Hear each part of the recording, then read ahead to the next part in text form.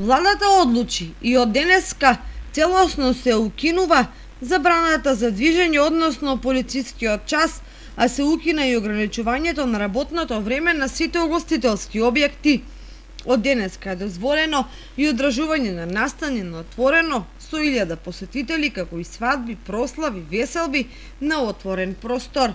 Владата на вчерашната седница ги прифати препораките на Комисијата за заразни болести и ги донесе следниве одлуки. Престанува да важи забраната и посебниот режим на движење на лица и возила од јавен превоз на територијата на Македонија. Се укинува ограничување на работното време на сите угостителски објекти и угостителскиот објект, дел за исхрана во угостителските објекти за сместување, хотел, мотел, хостел, пансион и друг објект за сместување, на бензинските станици, казината и облажувалниците и сите други објекти кои во склоп на истиот даваат угостителски услуги, а за време на работното време се дозволува работа само на отворените делови, тераси од угостителскиот објект, освен служење пијалоци во внатрешноста на казината и автомат клубовите.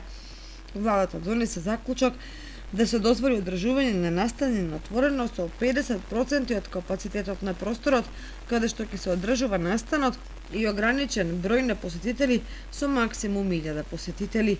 Согласно препораката на Комисијата за заразни болести, од денеска е дозволено и организирање на свадби, прослави и веселби на отворен простор, летни тераси со максимум 50% исполнетост на капацитетот на отворениот дел, наместо максималните 100 гости, како што беше досега.